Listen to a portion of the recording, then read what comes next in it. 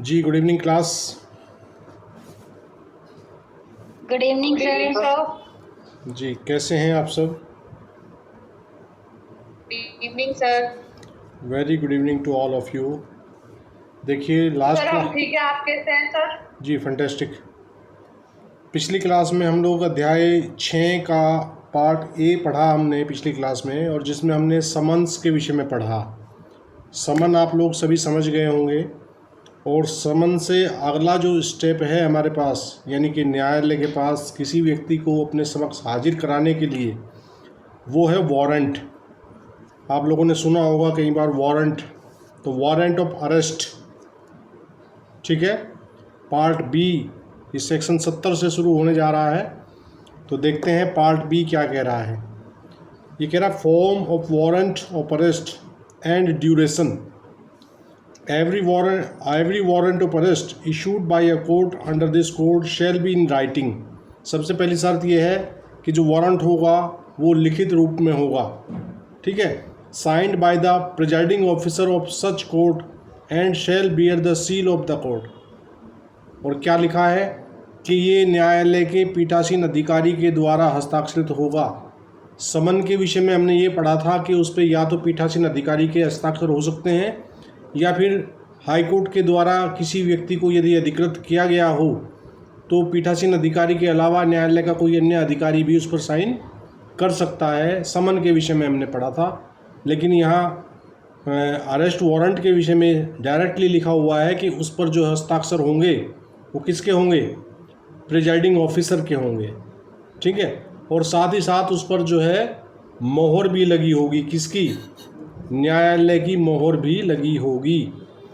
Part 2 कह रहा है 70 का, ये कह रहा है every such warrant shall remain in force until it is cancelled by the court which issued it or until it is executed। और इसके काल के विषय में बता रहा है कि कब तक ये प्रवृत्त रहेगा। तो पार्ट फर्स्ट कह रहा है कि न्यायालय द्वारा इस संहिता के अधीन जारी किया गया गिरफ्तारी का प्रत्येक वारंट लिखित रूप में और ऐसे न्यायालय के पीठासीन अधिकारी द्वारा हस्ताक्षरित होगा और उस पर न्यायालय की मुद्रा यानी कि मोहर लगी होगी। और पार्ट 2 कह रहा है 70 का क्लोज 2 कह रहा है भाई कि ऐसा प्रत्येक वारंट तब तक प्रवर्तन में रहेगा जब तक उसे जारी करने वाले न्यायालय द्वारा रद्द नहीं कर दिया जाता या जब तक कि वह निष्पादित नहीं कर दिया जाता। देखिए, वारंट जब कोर्ट इशू करती है तो वारंट के दो परिणाम हो सकते हैं। या तो उसको जिसके विरुद्ध वो वारंट इशू हुआ है वो न्यायालय के समक्ष हाजिर होके उसे रद्द करा ले। ठीक है, जिसे हम वारंट रिकॉल कराना भी कहते हैं नॉर्मल कोर्ट की भाषा में। और या फिर दूसरा उसका परिणाम ये हो सकता है कि उसको एग्जीक्यूट कर दिया गया हो। वारंट में जो निर्देश दिए गए थे उसको अगर प्राप्त कर लिया जाए तो एग्जीक्यूशन ऑफ द वारंट कहा जाएगा। मान लीजिए जिस व्यक्ति के विरुद्ध वारंट है उसको आपने गिरफ्तार कर लिया और गिरफ्तार करके कोर्ट के समक्ष प्रस्तुत कर दिया, तो वैसी अवस्था में क्या हो जाता है? एग्जीक्यूशन ऑफ द वारंट उसको बोलते हैं। क्लियर है नू? जी सर। और दूसरी अवस्था ये है कि जिस व्यक्ति के विरुद्ध वारंट इशू हुआ है वो कोर्ट के समक्ष हाजिर आ जाए और हाजिर आकर कोर्ट से रिक्वेस्ट करे कि सर मैं आपके आदेश के अनुसार आपके समक्ष हाजिर हूँ, तो आप अपने द्वारा जारी किया गया जो वारंट मेरे खिलाफ है उसको आप रिकॉल कर लीजिए, निरस्त कर दीजिए। ठीक है सैयद सदफ, समझ आया? Yes sir. जी यहीं पे वारंट रिकॉल की एप्लीकेशन वो करते हैं ना? जी बिल्कुल बिल्कुल, हम उसको कैंसिल कराने के लिए एप्लीकेशन देते हैं कि उसे रद्द कर दिया जाए। ठीक है, देखिए जो पर्पज़ है वारंट का, समन का पर्पज़ ये है कि जो संबंधित व्यक्ति है वो न्यायालय के समक्ष हाजिर आ जाए। न्यायालय में जो उसके खिलाफ कार्रवाई चल रही है उस कार्रवाई में वो प्रस्तुत हो, उस कार्रवाई का सामना करे आके। ठीक है, सर तो इसका जो पर्पज है वो ये है कि अगर समन जो किए गए हैं वारंट से कि भी वो नहीं आया तो वो आने के लिए है। अगर वो पर्पज पूरा हो गया, वो आ गया न्यायालय के सामने, जी जी जी, तो सफिशिएंट है। बिल्कुल आप उसको रिकॉल ना करके वारंट निरस्त हमें एप्लीकेशन देनी चाहिए। सही मायने में, लेकिन वो एक क्या बोलते हैं, परंपरा चली आ रही है उसको। बस एक हाँ, रूटीन है। रिकॉल का मतलब है वारंट को वापस मंगा लेना। वो रिकॉल तो हो नहीं सकता, हाँ, वो निरस्त वो होता रद्द ही है। हो सकता है। हाँ, लेकिन वो बस एक व्यवस्था चली आ रही है, आम बोलचाल की भाषा, न्यायालय की भाषा में हम लोग ऐसे ही बात करते हैं, जबकि वो सही मायने में कैंसिलेशन ऑफ वारंट एप्लीकेशन है जी। 71 कह रहा है भाई, power to direct security to be taken, प्रतिभूति लिए जाने का निर्देश देने की शक्ति।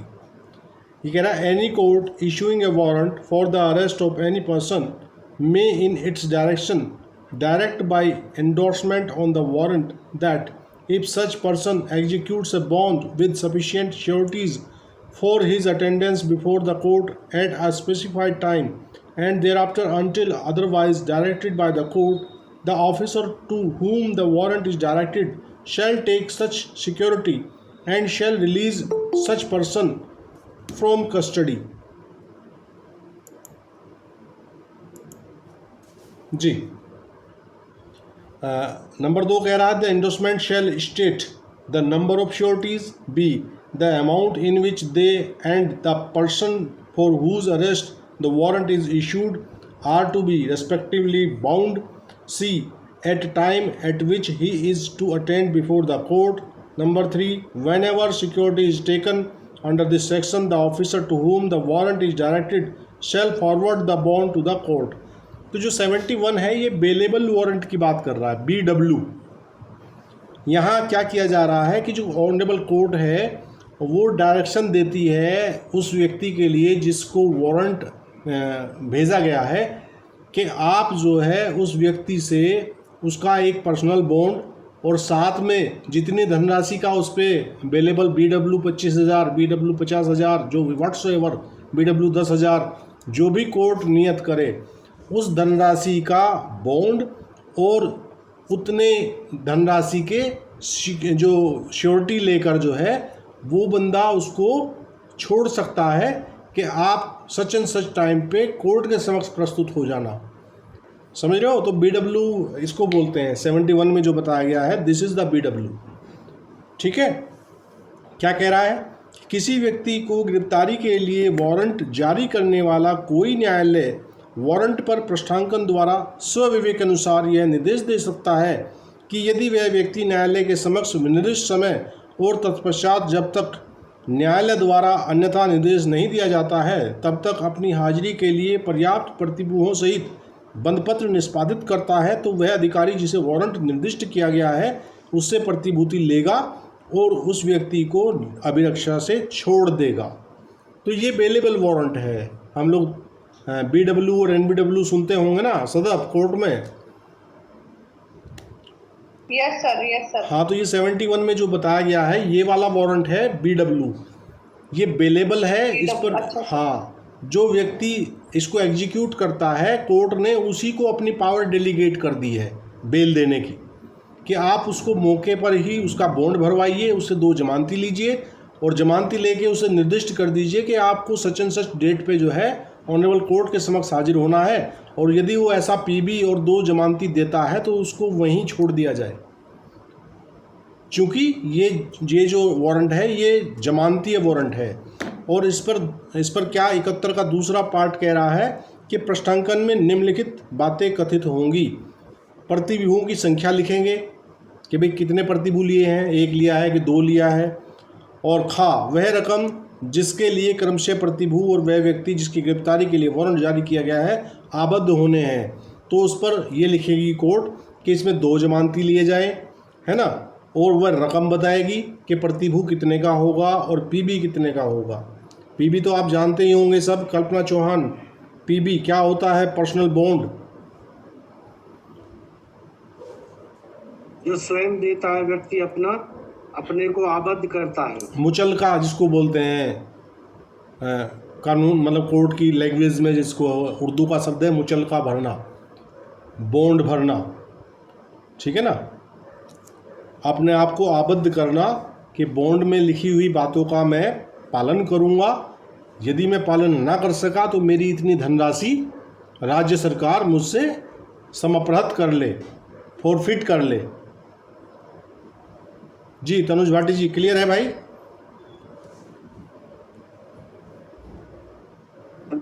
जी सर। जी। और दूसरे में प्रश्नांकन में और बताया गया है कि उस पर वह समय भी उल्लिखित होगा जब वो दिनांक, वो समय जब न्यायालय के समक्ष उसे हाजिर होना है। ये भी तो उसे बताया जाएगा ना, भाई इस डेट को, इस समय आपको हाजिर आना है।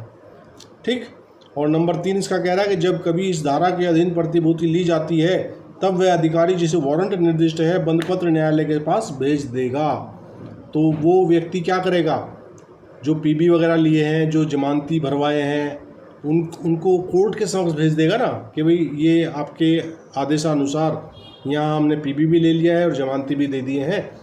तब ऐसी अवस्था में वो अपने पास जो रिकॉर्ड लेगा, पीबी वगैरह, जमानतियों के कागज़ वगैरह जो भी लेगा, उसको न्यायालय के समक्ष अपनी रिपोर्ट के साथ भेज देगा कि मैंने सच एंड सच वारंट को इस प्रकार एग्जीक्यूट कराया, मैंने जो संबंधित व्यक्ति का पीबी लिया, पीबी संलग्न है, और 2 जमानती भी लिए, जमानती के कागज़ भी संलग्न है, उनको भेज देगा कोर्ट में। इज दैट क्लियर भाई? सर ये जो श्योरिटी जमा, हाँ एक मिनट बोलिए हम ये कह रहे हैं कि ये जो पीबी की कार्रवाई करेगा बीडब्ल्यू में, हाँ। तो ये आफ्टर पुलिस रिपोर्ट मजिस्ट्रेट के आदेश से ही करेगा ना, क्योंकि जो वो बीडब्ल्यू है वो तो मजिस्ट्रेट ही जारी करेगा। हाँ, न्यायालय उससे पहले जो इन्वेस्टिगेशन में आता है जी, वो तो पुलिस 41 से हाँ, की कार्रवाई करके छोड़ देती है। वो तो 41A का नोटिस है, वो तो ड्यूरिंग इन्वेस्टिगेशन है। ये आफ्टर फाइलिंग चार्जशीट चल रहा है। ये सारी कहानी जो है जब पुलिस रिपोर्ट के हाँ, पुलिस रिपोर्ट दाखिल हो जाए कोर्ट के समक्ष, भाई 41A में तो 2 अवस्था, 323 वगैरह के मामले में हाँ पुलिस थाने पे ही कागज भरवा लेती है। हाँ वो ये सर वो प्रक्रिया है। नहीं वो नहीं है ये कोर्ट में भेज देते हैं सर जी। ये वो वाली कोई मतलब नहीं है इसका। ये तो after filing the police report है। ये प्रक्रिया जो चल रही है ये सब कोर्ट के समक्ष जब जो है इन्वेस्टिगेशन के बाद फाइलिंग ऑफ चार्जशीट हो जाती है ना, उसके बाद की प्रक्रिया है ये सब। हाँ सर, मैं वही तो कह रहा हूँ सर। हाँ। जैसे उसका समन थाने पे जाएगा तो वो दरोगा उन्हें बुला के उनसे वहीं मुचल के भरवा लेता है। देखिए वो प्रोसीडिंग है, वो फिर उनके कागज भेज देगा समन में, और उन्हें बोल देगा कोर्ट में आके पक्की जमानत कराओ। समन में मुचल के भरवाने की आवश्यकता नहीं है। समन केवल सूचना मात्र है। वारंट बीडब्ल्यू की ये अवस्था है। ये जो बीडब्ल्यू चल रहा है 71 में, ठीक है ना, ये बीडब्ल्यू की अवस्था है, बेलेबल वारंट वाली स्थिति है। और जो 41A हम पढ़ के आए हैं पीछे, देखिए 41A के तो 2 परिणाम हो सकते हैं अमित। अब भाई कोई व्यक्ति जिसके खिलाफ FIR दर्ज हुई, वो 7 वर्ष से कम सज़ा वाले मामले में पुलिस जो है उससे 41A के नोटिस भरवा कर छोड़ देती है, उसको इन्वेस्टिगेशन ज्वाइन करा लेती है। तो इन्वेस्टिगेशन कंप्लीट होने के बाद दो अवस्थाएं हो सकती है ना, या तो उसके खिलाफ कोई मामला ही ना बनता हो तो फिर उसके खिलाफ आरोप पत्र नहीं आएगा, है ना। पुलिस ने मान लीजिए नाम निकाल दिया उसका ड्यूरिंग इन्वेस्टिगेशन, 5 अभियुक्त थे, 5 में से 3 का नाम निकाल दिया, 2 के खिलाफ चार्जशीट आ गई। तो जो 2 के खिलाफ चार्जशीट आई है उसके खिलाफ ये समन वारंट की प्रक्रिया जारी होगी। अगर कोई व्यक्ति समन पे ही हाजिर हो जाता है तो उसके लिए वारंट में जाने की आवश्यकता ही नहीं है कोर्ट को। ये तो स्टेप हैं, आदेशिकाएँ हैं कि जो एक्यूज पर्सन है और एक्यूज ना भी हो, वो कोई वो गवाह भी हो सकता है, ठीक है। यहाँ व्यक्ति पर्सन आता है, इसमें एक्यूज कई बार कुछ परिस्थितियां ऐसी होती हैं कि वादी के खिलाफ भी समन जारी करना पड़ता है कोर्ट को। वो कौन सी अवस्था है सदब? जब सर वो जब पुलिस इन्वेस्टिगेशन में जानकारी चाह रही है जी। देखिए जो बात है ये 71 की जो पहली लाइन है वो क्या कह रही है, किसी व्यक्ति की गिरफ्तारी के लिए वारंट। तो यहाँ व्यक्ति शब्द है, एक्यूज शब्द नहीं है। और ये सवाल 1000 बार पूछा जा चुका है कि कोर्ट जो है किसके विरुद्ध वारंट जारी कर सकती है। तो वारंट जारी करने के लिए वो व्यक्ति वादी भी हो सकता है, वो व्यक्ति एक्यूज़ भी हो सकता है, वो व्यक्ति किसी उसमें गवाह भी हो सकता है। ठीक है ना। तो ये सवाल प्रीलिम्स में बहुत बार पूछा गया है और अक्सर हम माइंडसेट रहता है हमारा कि भाई वारंट तो ना एक्यूज़ के खिलाफ ही जाता है, क्योंकि पुलिस कोर्ट तो उसे ही पकड़ के लाना चाहती है, वारंट तो उसी का जारी होता है। तो कई अवस्थाएं ऐसी हैं, मान लीजिए पुलिस ने क्या भेजा, पुलिस ने 173 की रिपोर्ट जो लगाई उसमें 169 की कार्रवाई कर दी।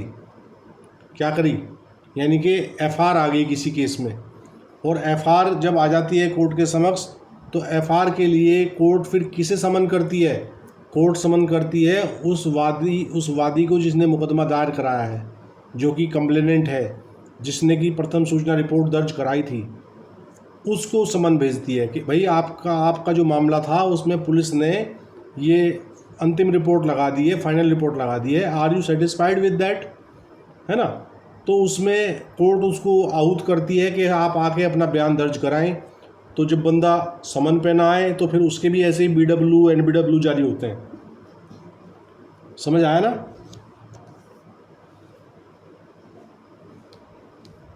क्लियर है भाई। सेक्शन 72 को देखते हैं। ये कह रहा वारंट्स टू हूम। हाँ जी somebody saying something जी। 72 कह रहा है warrants to whom directed, warrant किसको निर्दिष्ट होंगे।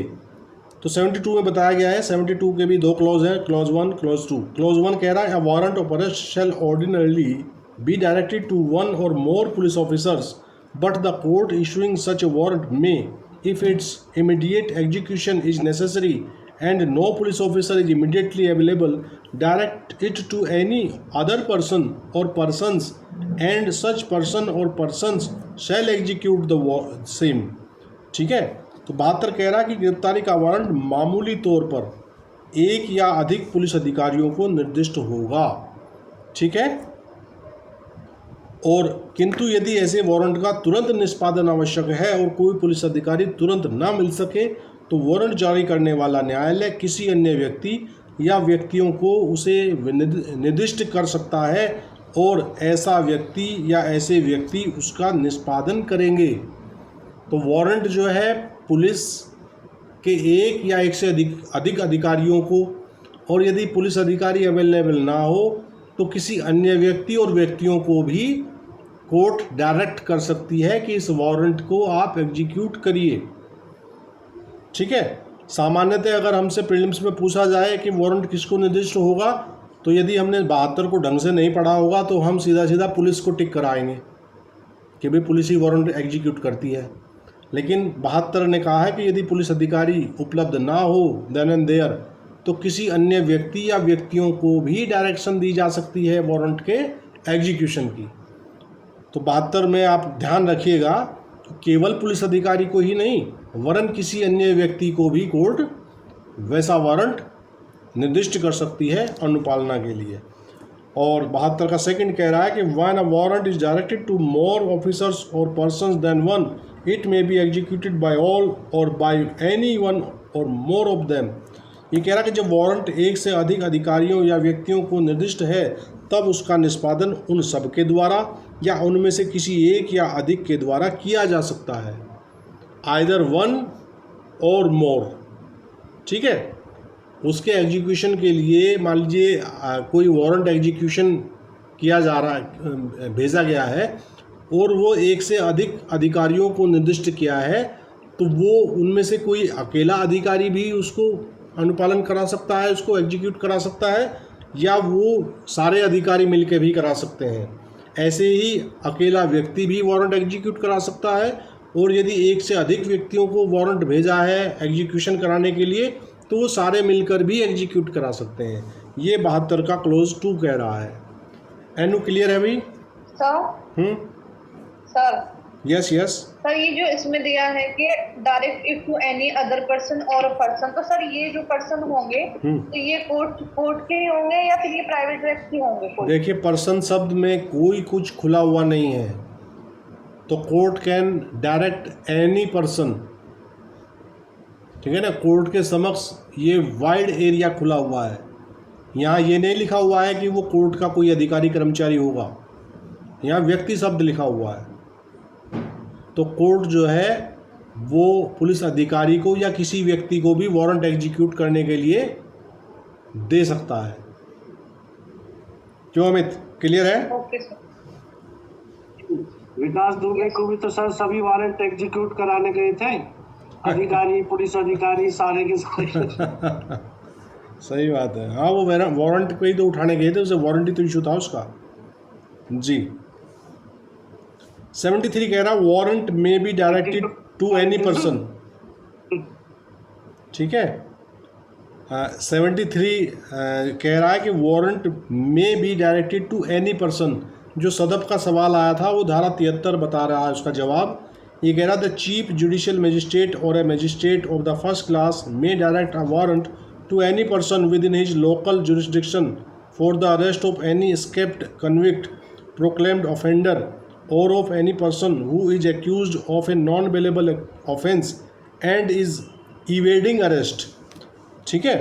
73 कह रहा है कि मुख्य न्यायिक मजिस्ट्रेट या प्रथम वर्ग मजिस्ट्रेट किसी निकल भागे सिद्धदोष, उद्घोषित अपराधी या ऐसे किसी व्यक्ति की जो किसी अजमानती अपराध के लिए अभियुक्त है और गिरफ्तारी से बच रहा है, ठीक है, गिरफ्तारी करने के लिए वारंट अपनी स्थानीय अधिकारिता के अंदर के किसी भी व्यक्ति को निर्दिष्ट कर सकता है। 73 का जो क्लॉज 1 है उसने बताया है कि किसी भी व्यक्ति को, सदप आ गया, क्लियर हो गया आपकी शंका जो मन में थी, वो 73 के पार्ट फर्स्ट ने क्लियर कर दी और वहाँ कह दिया कि वो जी क्या कह रहे हो? ओके जी 73 का सेकंड पार्ट कह रहा है कि सच पर्सन, मैं कह रही हूँ सर क्लियर हो गया। जी, लेकिन सर यहाँ पे तो ये जी सर इसमें जो ये तो अक्यूज्ड पर्सन के लिए हो गया ना, वारंट जो है यहाँ स्पेशली अक्यूज्ड पर्सन के लिए हो गया। जी जी और नॉन बेलेबल ऑफेंस में जी जी जी। चलिए सेकंड पार्ट 73 का कह रहा है such person shall acknowledge in writing the receipt of the warrant and shall execute it if the person for whose arrest it was issued is in और enters on any land और other property under his charge. और second कह रहा 73 का कि ऐसा व्यक्ति warrant की प्राप्ति की लिखित रूप से अभिस्वीकार करेगा और यदि वह व्यक्ति किसी गिरफ्तारी के लिए वह वारंट जारी किया गया है उसके भार साधन के अधीन किसी भूमि या अन्य संपत्ति में है या प्रवेश करता है तो वह उस वारंट का निष्पादन करेगा, ठीक है। Such person shall acknowledge in writing the receipt of the warrant and shall execute it if the person for whose arrest it was issued is in or enters on any land or other property under his charge, ठीक। तो कह रहा कि ऐसा व्यक्ति को जो प्राप्ति होगी लिखित रूप से उसको अभिस्वीकार करेगा। कौन करेगा अभिस्वीकार? वह व्यक्ति जिसे एग्जीक्यूट करना है, भाई जिसे वारंट दिया जाएगा वो वारंट को पहले तो खुद स्वीकार करेगा ना एग्जीक्यूशन के लिए, और फिर वह व्यक्ति जिसकी गिरफ्तारी के लिए वारंट जारी किया गया है उसके भार साधन के अधीन किसी भूमि या अन्य संपत्ति में है या प्रवेश करता है तो वह उस वारंट का निष्पादन करेगा। कौन करेगा? जिसे भी कोर्ट ने ऐसा निष्पादन करने के लिए डायरेक्शन दी है। और थर्ड कह रहा कि when the person against whom such warrant is issued is arrested he shall be made over with the warrant to the nearest police officer who shall cause him to be taken before a magistrate having jurisdiction in the case unless security is taken under section 71। और ये कह रहा कि जब वह व्यक्ति जिसके विरुद्ध ऐसा वारंट जारी किया गया है गिरफ्तार कर लिया गया है, गिरफ्तार कर लिया जाता है, तब वह वारंट सहित निकटतम पुलिस अधिकारी के हवाले कर दिया जाएगा। यदि धारा 71 के अधीन प्रतिभूति नहीं ली गई है तो उसे उस मामले के अधिकारिता रखने वाले मजिस्ट्रेट के समक्ष भिजवाएगा। देखिए इस तरह एक तरह से ये जो 73 में कोई भी व्यक्ति जो है, ये एनी पर्सन शब्द जो आया है इसका तीसरा पार्ट ये कह रहा है कि यदि वो व्यक्ति जो पुलिस अधिकारी के अलावा कोई व्यक्ति है तो उसको अरेस्ट कर लेता है, तो अरेस्ट करने के बाद उसकी क्या ड्यूटी है कि वो तत्काल उसको निकटतम पुलिस अधिकारी के समक्ष जो है वारंट समेत जाके सौंप देगा कि ये कोर्ट का ये डायरेक्शन था, मुझे प्राप्त हुआ था, मैंने इसका एग्जीक्यूशन कर दिया, एग्जीक्यूशन करने के बाद ये मैं आपके समक्ष प्रस्तुत कर रहा हूँ। दूसरी अवस्था उन्होंने ये बताई है कि यदि धारा 71 के अधीन जो प्रतिभूति ना ली गई हो तब है ये अवस्था। यदि 71 वाली बात है, वारंट अवेलेबल है, तो फिर वो क्या करेगा, फिर वो वैसे ही उससे क्या करा लेगा, एक क्या कराएगा सदब। 71 में क्या पढ़ के आए हैं हम?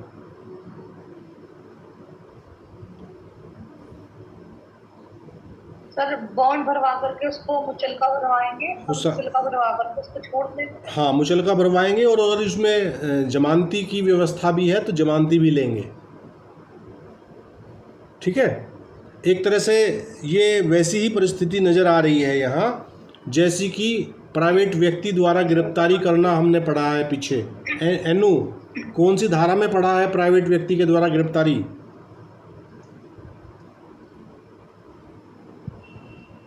एनु? Yes sir. प्राइवेट व्यक्ति के द्वारा हमने किस धारा में गिरफ्तारी पढ़ी है? सीआरपीसी की कौन सी धारा बताती है प्राइवेट व्यक्ति द्वारा गिरफ्तारी? सर प्राइवेट व्यक्ति तो 42 में। भाई आप लोग रिवाइज नहीं करते हो, समस्या यही है। 43 है। थोड़ा सा आप लोग फ्लैशबैक में भी जाया करो। ये कानून बड़ा बेवफा होता है, इसको अगर आप संपर्क में नहीं रहोगे तो ये आपसे टाटा बाय बाय करके चला जाता है। तो जो धाराएं यहाँ डिस्कस हो रही हैं, जो यहाँ क्लास में डिस्कशन हो रहा है, देखिए आपके पास दोहरे ऑप्शन है। एक ऑप्शन तो ये है कि आप स्वयं बैठें, किताब खोलें, डायरेक्ट खोलें और आप एक बार रिवीजन मार लें हल्का फुल्का। दूसरा आपके पास ये है कि आप पिछले चैप्टर्स की वीडियोस पड़ी हुई हैं यूट्यूब पे, उनको चलाइए, कान में ईयर प्लग लगाइए और उनको सुन लीजिए, क्योंकि सुना हुआ पढ़े हुए से ज़्यादा याद रहता है, ये ध्यान रखिए। जो आप कान द्वारा सुनते हैं ना, उसको पढ़ने से ज़्यादा आपकी मेमोरी में वो सेट होता है जो आप सुन रहे हैं।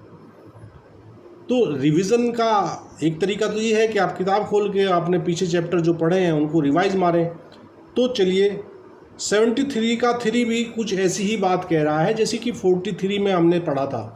43 में ये बताया गया था कि यदि कोई प्राइवेट व्यक्ति गिरफ्तार करता है किसी व्यक्ति को, तो वो क्या करता है कि वो एज सून एज पॉसिबल निकटतम पुलिस अधिकारी को सौंप देगा ले जाके कि जी देखो तुम्हारी बला थी, ये मैंने गिरफ्तार कर ली, मुश्किल से पकड़ के लाया हूँ खींच काच के।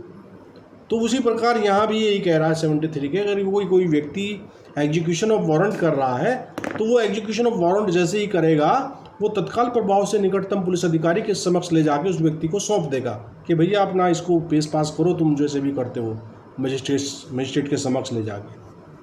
ठीक है, क्लियर है भाई?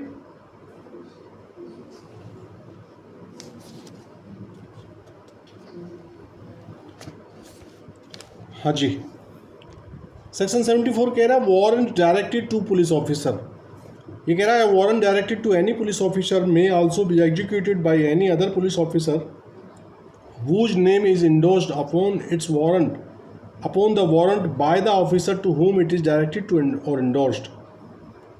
74 कह रहा है कि पुलिस अधिकारी को जो वारंट निर्दिष्ट किया गया है, वो कह रहा है कि किसी पुलिस अधिकारी को निर्दिष्ट वारंट का निष्पादन किसी अन्य ऐसे पुलिस अधिकारी द्वारा भी किया जा सकता है जिसका नाम वारंट पर है, उस अधिकारी द्वारा प्रश्नांकित किया जाता है जिसे वह निर्दिष्ट या प्रश्नांकित है। एक तरह से आप ये मान के चलिए कि जैसे आपको किसी व्यक्ति ने चेक दिया तो वो आप चेक अपने खाते में ना लगा के उसको अगले को इंडोस्ट करके उसे दे देते हैं, तो वो चेक वो अगला बंदा यूज कर लेता है। उसी प्रकार यहाँ वारंट के विषय में बात की गई है। 74 ये कह रहा है कि ये आवश्यक नहीं है कि जिस व्यक्ति के नाम निर्दिष्ट कोर्ट ने वारंट इशू किया है कि वो ही स्वयं एग्जीक्यूट करेगा, वो इंडोर्स कर देगा किसी अन्य व्यक्ति को।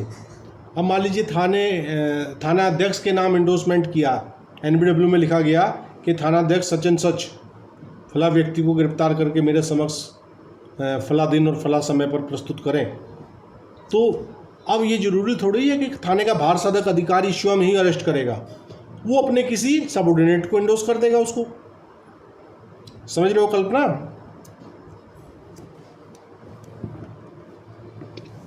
जी सर। जी 75 कह रहा है। बीच में एक तो वॉइस ब्रेक हो रही है। हाँ जी, बीच में ब्रेक होके आ रही है। भाई सभी को ब्रेक हो रही है या अमित कोई समस्या है? सरजीत, फिरोज, एनू, मेरी आवाज़ सभी को ब्रेक हो रही है क्या? नहीं सर, मुझे तो सही आ रही।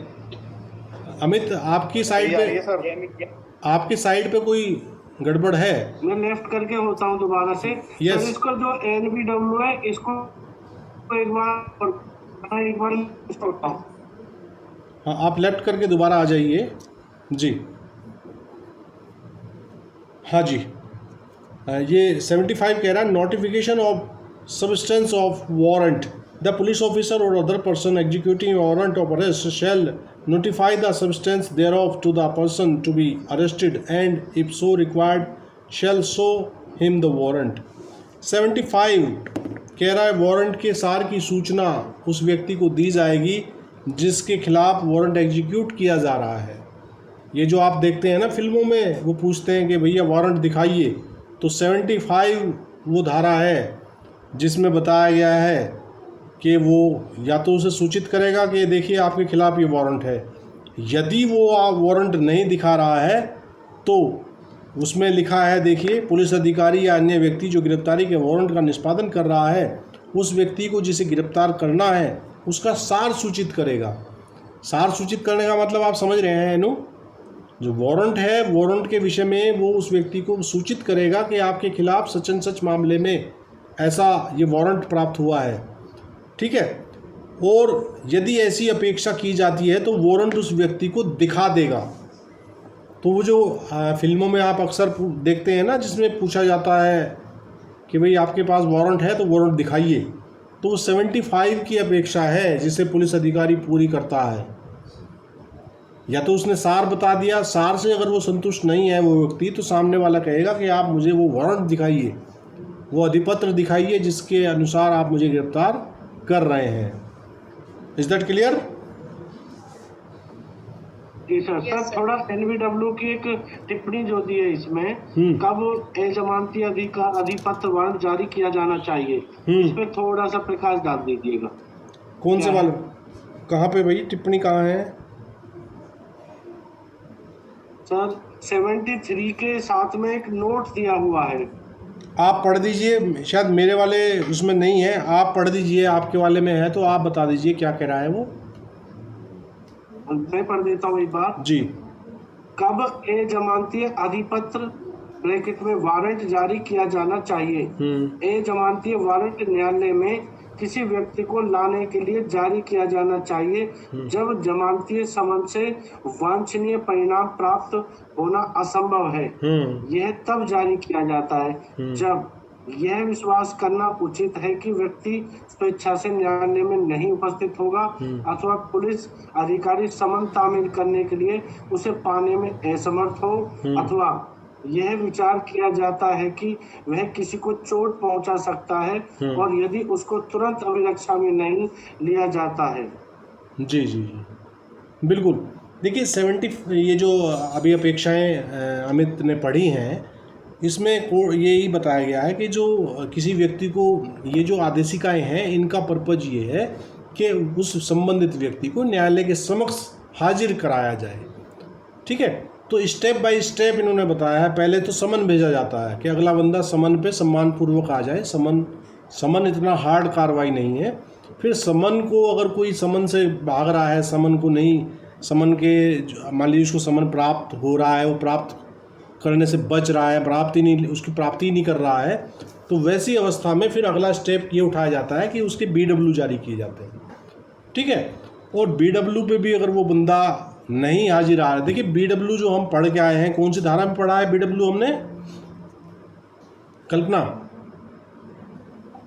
71 में 71 में पढ़ा है। तो देखिए 71 जो है वो गिरफ्तारी का अधिपत्र है लेकिन कंडीशनल है, तो क्या जो BW है उसमें गिरफ्तारी नहीं की जा सकती? तनुज, जो BW है क्या उसमें पुलिस अरेस्ट नहीं कर सकती? कर सकती है सर। उस कंडीशन में कर सकती है कि भाई मैंने इस व्यक्ति को पकड़ा और इस व्यक्ति से कहा कि भाई इतने रुपए का बॉन्ड भर के दे दे और इतने रुपए के 2 जमानती दे दे, और इसने ऐसा करने से इनकार कर दिया, बोला ना तो बॉन्ड भरूंगा ना जमानती दूंगा। तो ऐसी अवस्था में पुलिस के पास या उस व्यक्ति के पास क्या चारा बचता है? वो कहेगा भाई चल मुझे नहीं देगा तो उसे देगा जिसने ये चिट्ठी भेजी है, यानी कि कोर्ट के समक्ष पेश कर देगा ले जाके उसे, फिर कोर्ट जाने और वो जाने। Is that clear? दूसरा पॉइंट भी है सर, अगर वो अपना नाम पता वो सब गलत बताता है, वो तो 42 वाली कार्रवाई हो ही जाएगी, है ना। नाम पता बताने से इनकार करने वाली गिरफ्तारी हो जाएगी वो तो।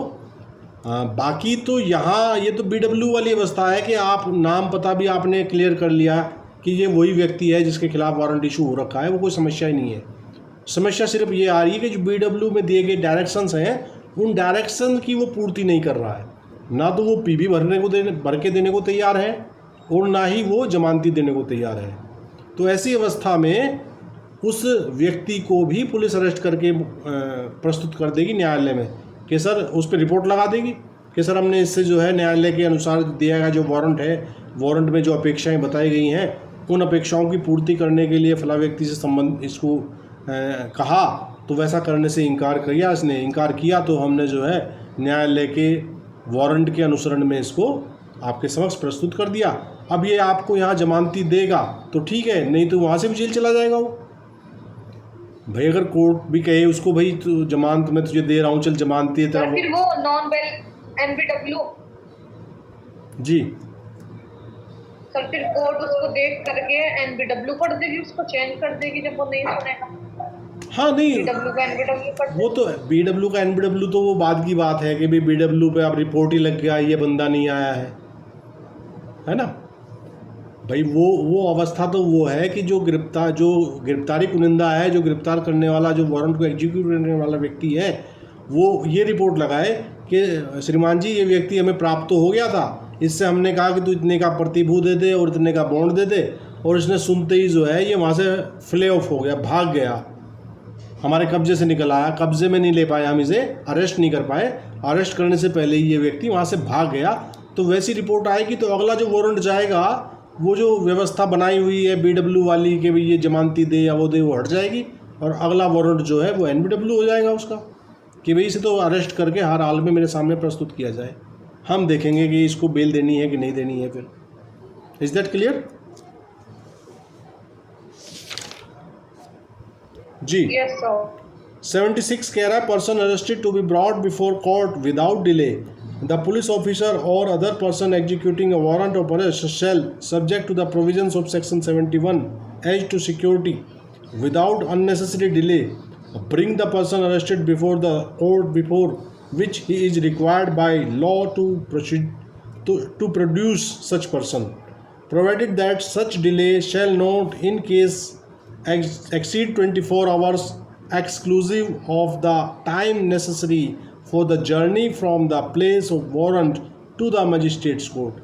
वही अवस्था है जो हम पीछे पड़ के आए हैं कि जो ये वारंट वाली गिरफ्तारी है, और वहाँ कैसी गिरफ्तारी थी, बिना वारंट वाली गिरफ्तारी में भी क्या व्यवस्था थी कि उसको विदिन 24 आवर जो है बिफोर द मजिस्ट्रेट आपको प्रस्तुत करना पड़ेगा। सिर्फ वो दूरी आने जाने का वो समय घटाया जाएगा जहाँ से गिरफ्तारी की है, और वहाँ से न्यायालय तक लाने का जो समय है वो 24 घंटे में से एक्सक्लूड कर दिया जाएगा, हटा दिया जाएगा, हटाकर गणना की जाएगी। तो 76 कह रहा है कि गिरफ्तार किए गए व्यक्ति का न्यायालय के समक्ष अविलंब लाया जाना। ठीक है। पुलिस अधिकारी या अन्य व्यक्ति जो गिरफ्तारी के वारंट का निष्पादन करता है, गिरफ्तार किए गए व्यक्ति को धारा 71 के प्रतिभूति संबंधी उपबंधों के अधीन रहते हुए, यदि वो मामला वैसा है जिसमें प्रतिभूति ली जा सकती है तो वो एक अलग मैटर है। ठीक है, फिर तो उसको प्रतिभूति लेके आप वहीं छोड़ दोगे। अनावश्यक विलंब के बिना उस न्यायालय के समक्ष लाएगा जिसके समक्ष उस व्यक्ति को पेश करने के लिए वह विधि द्वारा अपेक्षित है।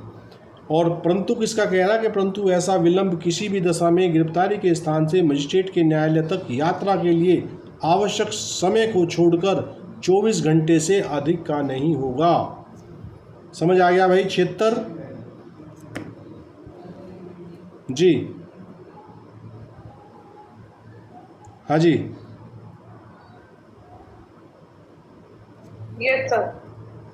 अब 77 कह रहा है हाँ वेयर वारंट में बी एग्जीक्यूटेड। ये कह रहा है वारंट ऑफ अरेस्ट में be executed at any place in India. तो जो वारंट का निष्पादन करने का जो क्षेत्राधिकार है वो पूरा भारतवर्ष है। वारंट का निष्पादन भारत में किसी भी स्थान पर किया जा सकता है।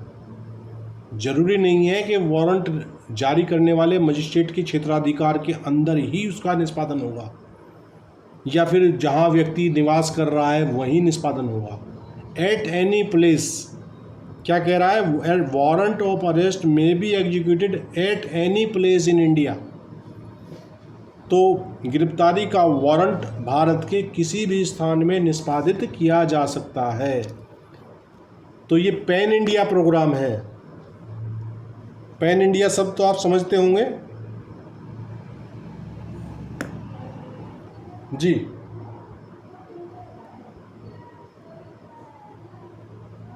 पैन इंडिया शब्द कौन बताएगा? अमित सर आप ही बता दीजिए।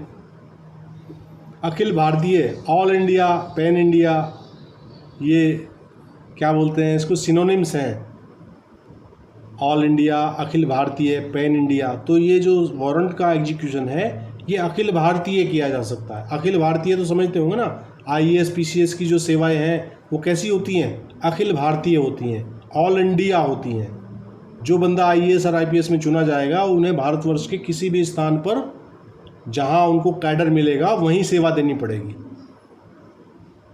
Is that clear? जी सर। कई लोगों को आप IAS PCS में ऐसे लोगों को देखते होंगे जो साउथ के रहने वाले हैं लेकिन उनको यूपी कैडर मिल गया है तो वो यूपी कैडर में सेवा देंगे क्योंकि वो पैन इंडिया सर्विस ज्वाइन किए हैं। तो इसी प्रकार ये जो वारंट का निष्पादन है ये भारत के किसी भी स्थान में किया जा सकता है। वहाँ वो व्यक्ति जिसके खिलाफ वारंट इशू किया जा रहा है वो ये नहीं कह सकता कि ये तो भाई सहारनपुर के CGM ने जारी किया है तो सहारनपुर का CGM का जो क्षेत्राधिकार है वो तो सहारनपुर जनपद के तहत ही है तो ये तो वहीं एग्जीक्यूट हो सकता है। नहीं, वारंट जारी किए हुआ भारत के किसी भी स्थान पर एग्जीक्यूट किया जा सकता है। अगला सेक्शन है भाई 78 कह रहा है warrant forwarded for execution outside jurisdiction. 78 कह रहा है कि अधिकारिता के बाहर निष्पादन के लिए भेजा गया वारंट।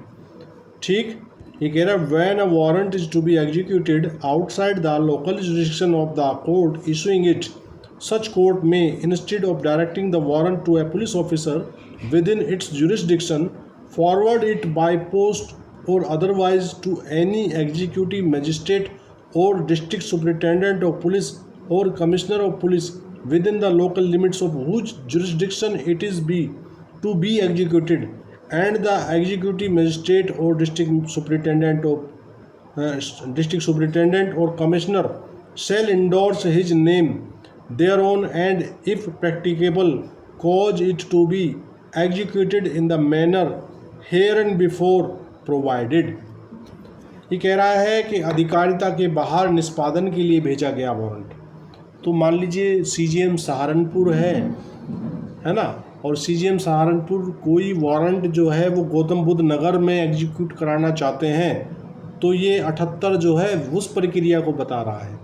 ये कह रहा है कि जब वारंट का निष्पादन उसे जारी करने वाले न्यायालय की स्थानीय अधिकारिता के बाहर किया जाना है तब वह न्यायालय ऐसा वारंट अपनी अधिकारिता के अंदर किसी पुलिस अधिकारी को निर्दिष्ट करने के बजाय उसे डाक द्वारा या अन्यथा, या तो वो डाक से भेजे या अन्यथा भेजे, किसी ऐसे कार्यपालक मजिस्ट्रेट या जिला पुलिस अधीक्षक या पुलिस आयुक्त को भेज सकता है जिसकी अधिकारिता की स्थानीय सीमाओं के अंदर उसका निष्पादन किया जाना है और वह कार्यपालक मजिस्ट्रेट या जिला अधीक्षक या आयुक्त उस पर अपना नाम पृष्ठांकित करेगा और यदि साध्य है तो उसका निष्पादन इसमें इसके पूर्व उपबंधित रीति से कराएगा।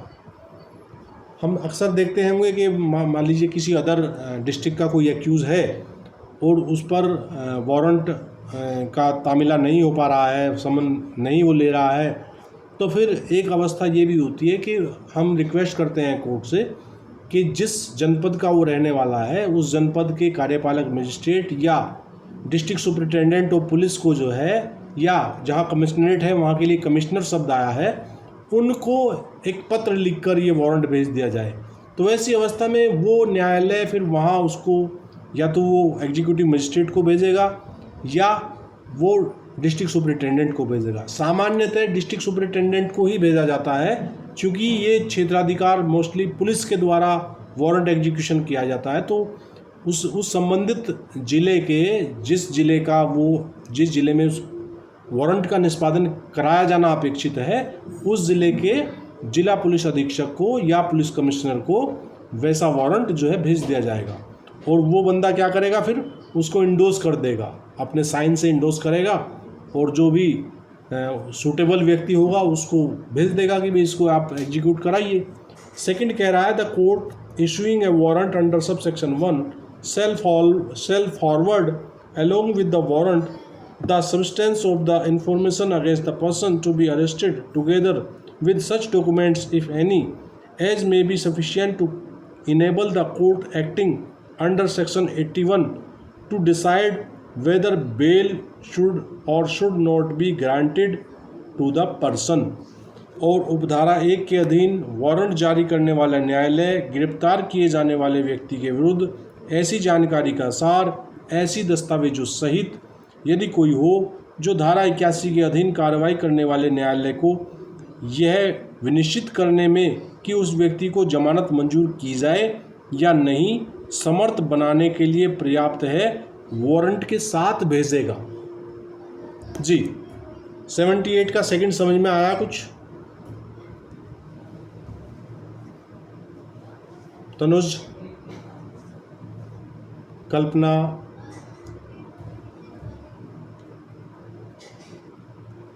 सदाब, मेरी आवाज़ तो आ रही है भाई आप लोगों को? Yes sir, yes sir. यानी सर वो जो जैसे जिसको गिरफ्तार किया है उसको तमाम जो दस्तावेज वो मैजिस्ट्रेट के पास भेजेंगे, उसको वहाँ जहाँ हम मैजिस्ट्रेट को डायरेक्ट करेंगे। जहाँ हम वारंट भेज रहे हैं ना उपधारा 1 के अधीन, तो जो उपधारा 1 के अधीन वारंट जारी करने वाला न्यायालय है गिरफ्तारी किए जाने वाले व्यक्ति के विरुद्ध ऐसी जानकारी का सार भी भेजेगा उसके साथ कि भाई इसके खिलाफ ऐसा ऐसा मामला है। ठीक है, यदि कोई हो तो जो धारा 81 के अधीन कार्रवाई करने वाले न्यायालय को वह विनिश्चित करने में कि उस व्यक्ति को जमानत मंजूर की जाए या नहीं समर्थ बनाने के लिए पर्याप्त है, जिससे कि अगला व्यक्ति ये समझ सके कि भाई इसको इस मामले में बेल एग्जीक्यूट करा के छोड़ देना है या इसको अरेस्ट करके भेजना है। अमित भाटी, क्लियर है? जी सर, उसमें वो वहाँ पे सार इसलिए भेजा जाएगा ताकि जो ऑफिसर है सारे एक साथ मेरे समझ में आता है जी कि उसकी एक समरी भी लेटर के साथ भेजेगा कि इसके खिलाफ ये मैटर है। जी जी बिल्कुल बिल्कुल। हाँ सदब, आप क्या कह रहे थे? जी सर, सर ये जो 77 है इसका जो एग्जीक्यूशन है वारंट का, तो सर ये दोनों नॉन बेलेबल और बीडब्ल्यू और एनबीडब्ल्यू दोनों के लिए? Yes direction. जी बिल्कुल बिल्कुल, दोनों ही प्रकार के वारंट भारतवर्ष के किसी भी स्थान में एग्जीक्यूट किए जा सकते हैं। ठीक है ना? और ठीक, अब 79 देख लेते हैं। 79 कह रहा है warrant directed to police officer for execution outside jurisdiction, अधिकारिता के बाहर निष्पादन के लिए पुलिस अधिकारी को निर्दिष्ट वारंट। ठीक है।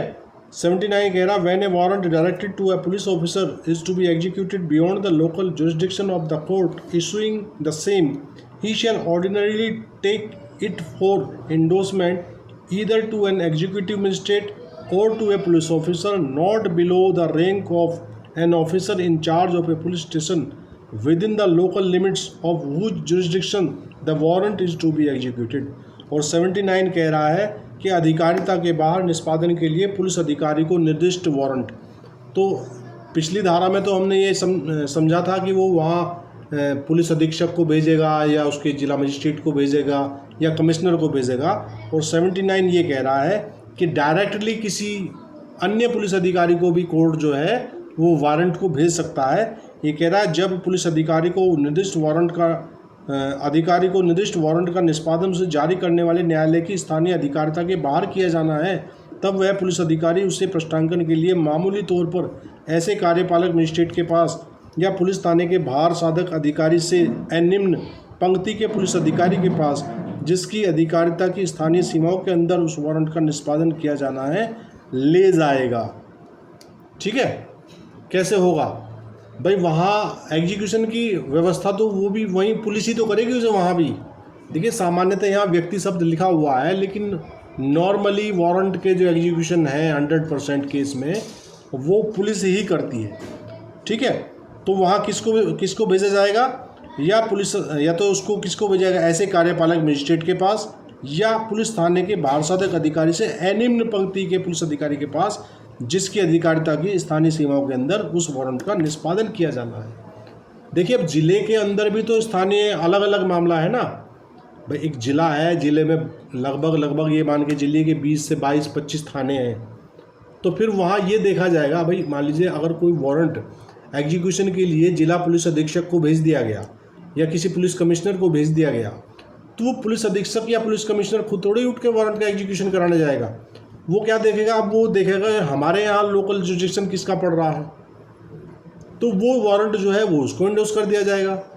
फिर वो थाना का बाहर साधक अधिकारी जाने जिस थाने के क्षेत्र में वो बंदा रहता है जिसके खिलाफ की वारंट इशू किया गया है। और 79 का सेकंड कह रहा है कि सच मजिस्ट्रेट और police officer shall endorse his name their own and such endorsement shall be sufficient authority to the police officer to whom the warrant is directed to execute the same, and the local police shall, if so required, assist such officer in executing such warrant। और ये कह रहा है कि ऐसा magistrate या police अधिकारी उस पर अपना नाम पृष्ठांकित करेगा और ऐसा पृष्ठांकन उस पुलिस अधिकारी के लिए जिसको वह वारंट निर्दिष्ट किया गया है, जिसका निष्पादन करने के लिए पर्याप्त प्राधिकार होगा। और स्थानीय पुलिस यदि ऐसी अपेक्षा की जाती है तो ऐसे अधिकारी की ऐसे वारंट का निष्पादन करने में सहायता करेगा। ठीक है, क्लियर है? और जो 71 का थर्ड कह रहा, whenever there is reason to believe that the delay occasioned by obtaining the endorsement of the magistrate or police officer within whose local jurisdiction the warrant is to be executed will prevent such execution. The police officer to whom it is directed may execute the same without such endorsement in any place beyond the local jurisdiction of the court which issued it। और ये कह रहा कि जब कभी यह विश्वास करने का कारण हो कि उस मजिस्ट्रेट या पुलिस अधिकारी का जिसकी स्थानीय अधिकारिता के अंदर वह वारंट निष्पादित किया जाना है, पृष्ठांकन प्राप्त करने में होने वाले विलंब से ऐसा निष्पादन न हो पाएगा, तब वह पुलिस अधिकारी जिसे वह निर्दिष्ट किया गया है उसका निष्पादन उस न्यायालय की जिसने उसे जारी किया है स्थानीय अधिकारी से परे किसी स्थान में ऐसे पृष्ठांकन के बिना भी कर सकता है। तो ये कह रहा है कि मान लीजिए उस पर जो पृष्ठांकन चाहिए उस मजिस्ट्रेट का या पुलिस अधिकारी का जिसको वो निर्दिष्ट किया गया है, और वो पृष्ठांकन प्राप्त करने में कोई अनावश्यक डिले हो रहा है और उस डिले के कारण ऐसा विश्वास करने का कारण है कि अगर हम यहाँ पृष्ठांकन की क्या बोलते हैं उसको, क्या बोलेंगे, अरे फॉर्मेलिटीज़, औपचारिकता, हम उसकी औपचारिकताओं में ही पड़े रहे तो जिस व्यक्ति के खिलाफ वो जो एग्जीक्यूट होना है वो एग्जीक्यूशन ही गड़बड़ा जाएगा। तो वैसी अवस्था में ऐसे इंडोर्समेंट के बिना भी एग्जीक्यूशन किया जा सकता है। मान लीजिए वो संबंधित अधिकारी कहीं बिजी है, व्यस्तता के कारण इंडोर्स नहीं हो पा रहा है, तो वैसी अवस्था में इंडोर्समेंट का ना होना भी कोई वैसी वारंट की जो निष्पादन है उसको दूषित नहीं करेगा कि भाई देखो इस पे इंडोर्समेंट तो है ही नहीं जिसको डायरेक्ट किया गया था ये। तो कह रहे कि अगर आपके पास विश्वास करने का ये कारण है कि इंडोर्समेंट में अगर समय अधिक लग रहा है तो फिर आप बिना इंडोर्समेंट के भी उस पर कार्रवाई कर सकते हैं। और सेक्शन 80 कह रहा है भाई procedure of arrest of person against whom warrant issued. और ये कह रहा है कि जिस व्यक्ति के विरुद्ध वारंट जारी किया गया है उसे गिरफ्तार होने पर क्या प्रक्रिया है, ये 80 बता रहा है। ये कह रहा है when a warrant of arrest is executed outside the district in which it was issued the person arrested shall unless the court which issued the warrant is within 30 kilometres of the place of arrest or is nearer than the executive magistrate or district superintendent of police or commissioner of police within the local limits of whose jurisdiction the arrest was made, or unless security is taken under section 71 be taken before such magistrate or district superintendent or commissioner। ये कह रहा है जिस व्यक्ति के विरुद्ध warrant जारी किया गया है उसके गिरफ्तार होने पर क्या प्रक्रिया है। ये कह रहा जब गिरफ्तारी के वारंट का निष्पादन उस जिले से बाहर किया जाता है जिसमें वह जारी किया गया था, तब गिरफ्तार किए गए व्यक्ति को उस दशा के सिवाय जिसमें वह न्यायालय जिसने वह वारंट जारी किया गिरफ्तारी के स्थान से 30 किलोमीटर के अंदर है। ये किलोमीटर याद रखना क्योंकि ये MCQ का सवाल हो सकता है, ठीक है। तो क्या होगा, गिरफ्तारी के स्थान से 30 किलोमीटर के अंदर है या उस कार्यपालक मजिस्ट्रेट या जिला पुलिस अधीक्षक या पुलिस आयुक्त से जिसकी अधिकारिता की स्थानीय सीमाओं के अंदर गिरफ्तारी की गई थी अधिक निकट है, या धारा 71 के अधीन प्रतिभूति न ली गई हो तो ऐसे मजिस्ट्रेट या जिला पुलिस अधीक्षक या आयुक्त के समक्ष ले जाया जाएगा। क्या समझे भाई? 80 में जो प्रक्रिया बताई है उससे क्या समझ आया?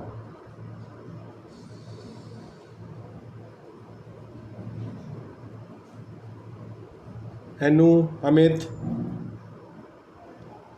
जी सर, इसमें यही आ गया है सर हाँ। कि जो 30 किलोमीटर का अगर किसी व्यक्ति को अरेस्ट किया गया है हाँ। किसी अन्य क्षेत्र में, हाँ तो वह 30 किलोमीटर के जो रेडियस है, हाँ। उस रेडियस में जो मजिस्ट्रेट है हाँ वो 71 के अंतर्गत उसे श्योरिटी ले सकता है या अरेस्ट करके भेज सकता है। हाँ। तो वो सब प्रक्रिया देखेगा, जी ठीक है ना, या अधीक्षक या आयुक्त जो भी उसमें हो वो सब कार्रवाई कर सकते हैं, उनके समक्ष लाया जाएगा उसको। जी बिल्कुल। देखिए दोबारा एक बार समझने का प्रयास करते हैं, इसको दोबारा समझते हैं क्या कह रहा है। ये कह रहा है कि जब गिरफ्तारी के वारंट का निष्पादन उस जिले से बाहर किया जाता है जिसमें वह जारी किया गया था, तो यानी कि निष्पादन का जो एरिया है वो उस जिले के बाहर है जहाँ से वो जारी किया गया, ठीक है। पहली बात क्लियर हो गई। तब गिरफ्तार किए गए व्यक्ति को उस दशा के सिवाय, किस दशा के सिवाय? उस दिशा के सिवाय जिसमें वह न्यायालय जिसने वह वारंट जारी किया गिरफ्तारी के स्थान से 30 किलोमीटर के अंदर है, ठीक, उस कार्यपालक मजिस्ट्रेट या जिला पुलिस अधीक्षक या पुलिस आयुक्त से जिसकी अधिकारिता की स्थानीय सीमाओं के अंदर गिरफ्तारी की गई थी अधिक निकट है, ठीक, या धारा 71 के अधीन प्रतिभूति ले ली गई है, ऐसे मजिस्ट्रेट या जिला पुलिस अधीक्षक या आयुक्त के समक्ष ले जाया जाएगा। आप ऐसे समझिए कि किसी जिले ने जारी किया वारंट और वो एग्जीक्यूट किया जा रहा है कहाँ? दूसरे जनपद में, ठीक। अब यहाँ ये देखना है कि यदि गिरफ्तारी जारी करने वारंट इशू करने वाले न्यायालय मजिस्ट्रेट से वो 30 किलोमीटर की दूरी के अधीन अगर उसको एग्जीक्यूट कराया जा रहा है तो फिर तो उसको वहीं पेश कर दिया जाएगा ले जाके, और यदि 30 किलोमीटर से अधिक की दूरी है तो फिर उस जिला के पुलिस अधीक्षक या उसके समक्ष पेश किया जाएगा उसको जिसके अधीन वो वारंट एग्जीक्यूट किया जा रहा है। नू समझ आया? जी सर। ठीक है।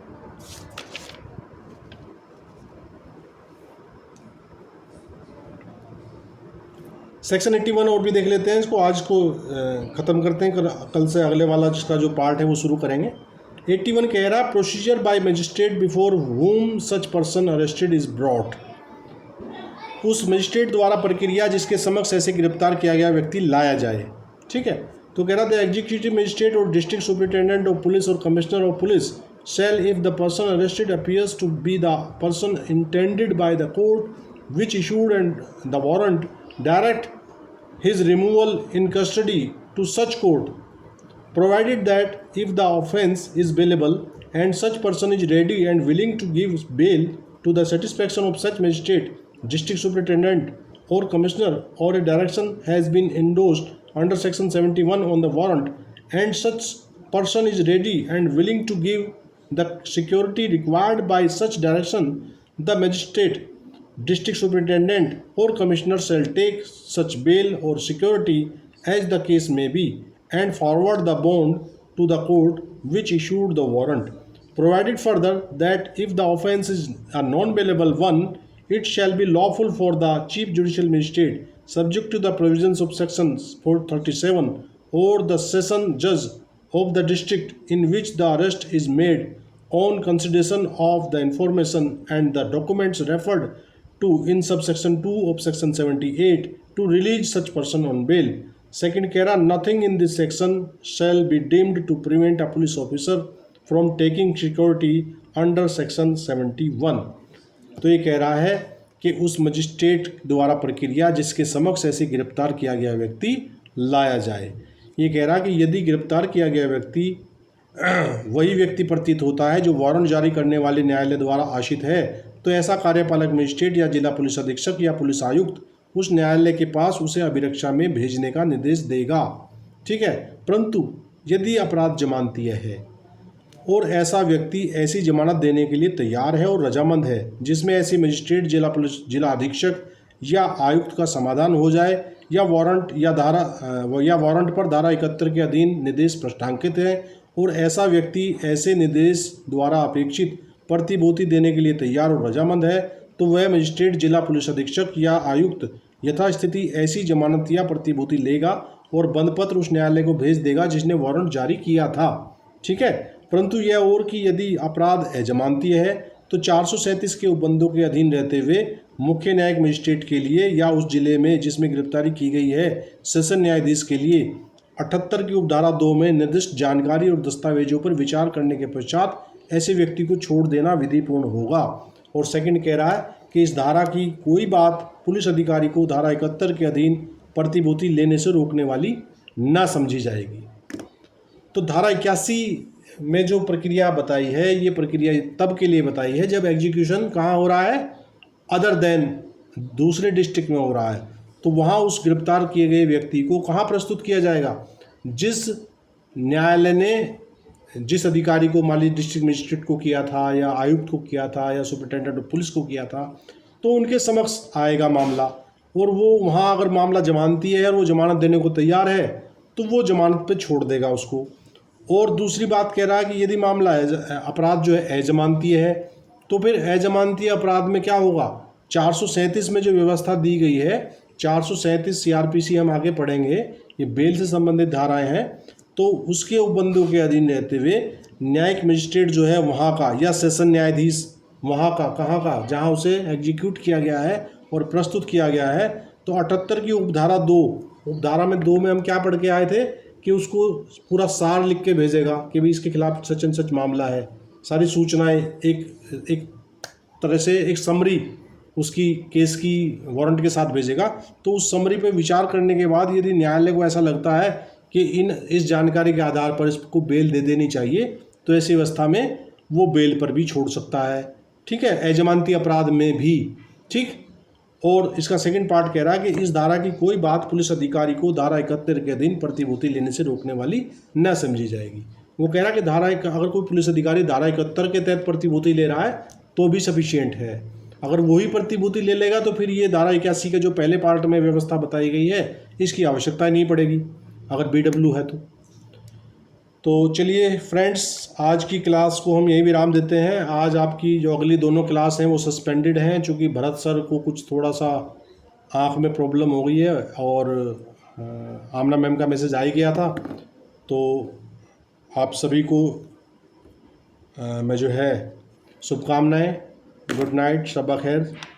आप अपनी तैयारी करते रहें और रिवीजन ज़रूर करते रहें, है ना। Okay, good night, good night.